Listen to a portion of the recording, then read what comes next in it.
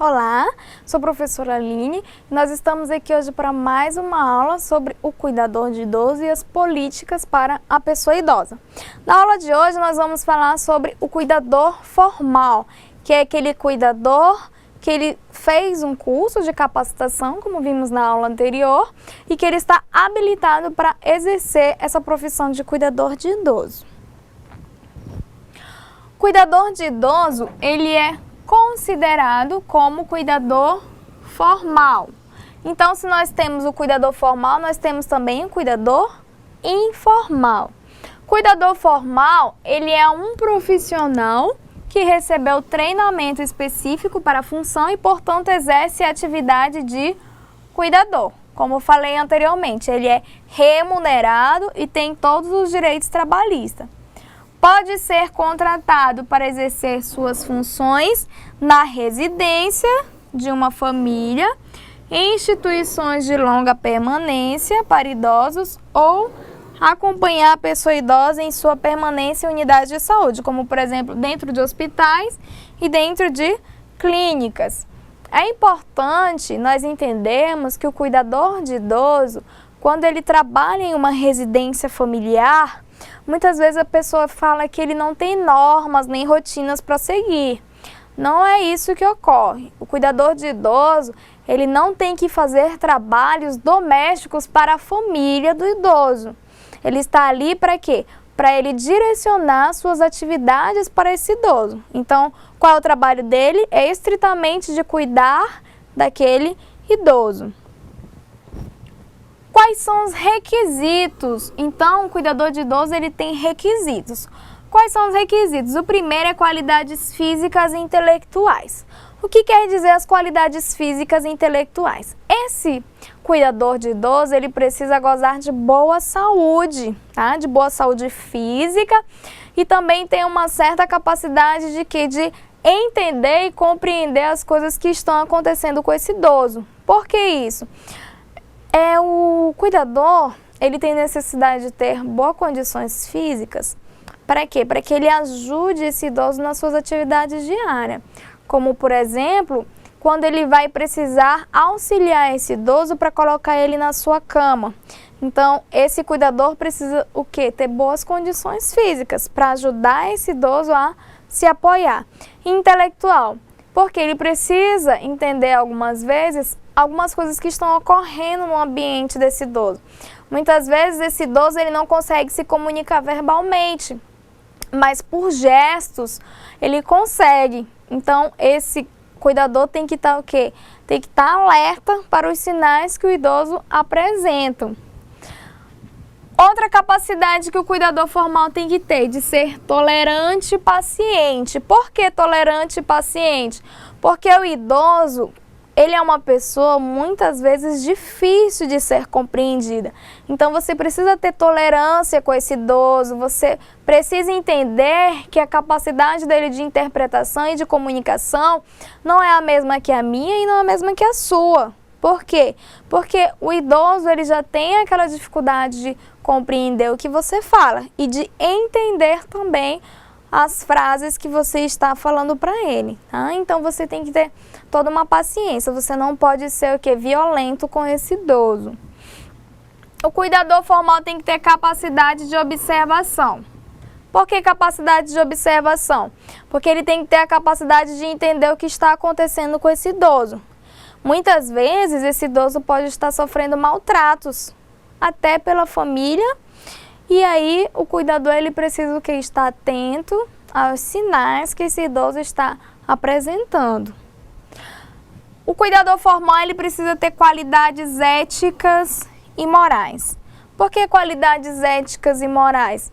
Porque o cuidador ele precisa ter a sua dignidade e o seu respeito para com esse idoso. Então, ele precisa respeitar esse idoso da forma como ele é, da forma como ele se apresenta no seu dia a dia. Então, você não pode estar mencionando palavrões, né? Palavras de baixos calões para esse idoso, você não pode estar maltratando esse idoso, então você tem que ter ética e moral.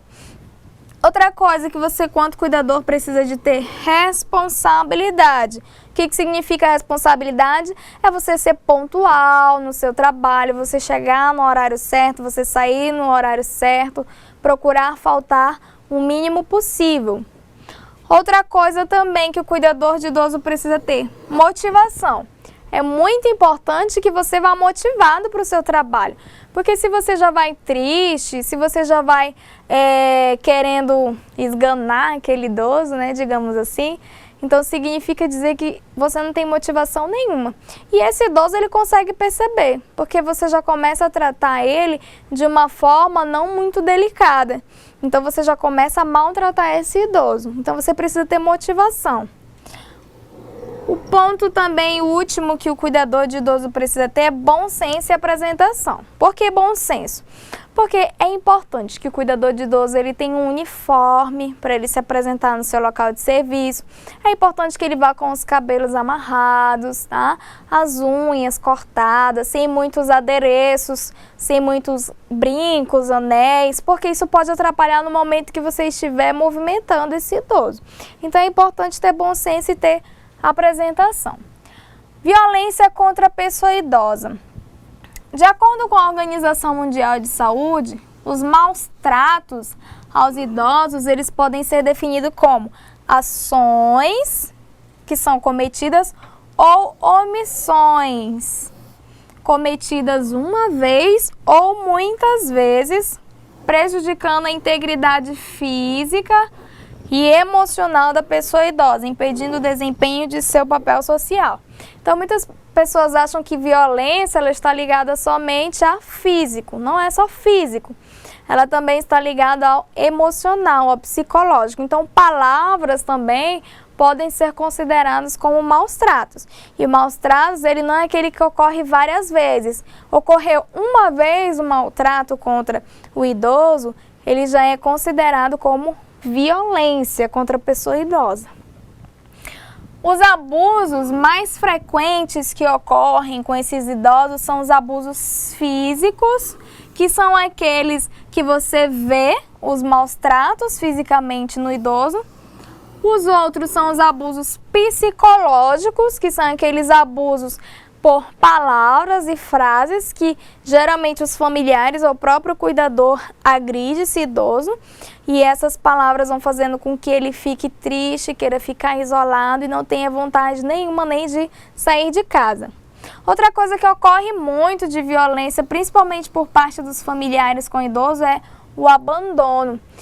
O que é esse abandono? Esse abandono não é simplesmente pegar o idoso e colocar ele numa instituição de longa permanência contra a vontade do idoso. Porque se for a vontade do idoso, então não é considerado maus tratos. Agora, se você coloca o idoso numa instituição de longa permanência contra a vontade dele, já é considerado maus tratos. Já é considerado abandono. Outra forma de abandono é quando você coloca o idoso, né, a família dele coloca ele lá num quartinho isolado, sem ninguém poder visitá-lo, né, sem dar alimentação, sem ter cuidado nenhum com esse idoso. Isso é uma forma de abandono. A negligência também é uma forma, né? A negligência que ela ocorre muito, principalmente pelos órgãos públicos, né? Aquelas empresas privadas também, que muitas vezes deixam de, inclusive, dar ao idoso aquilo que é por direito dele, tá? Como principalmente a sua aposentadoria.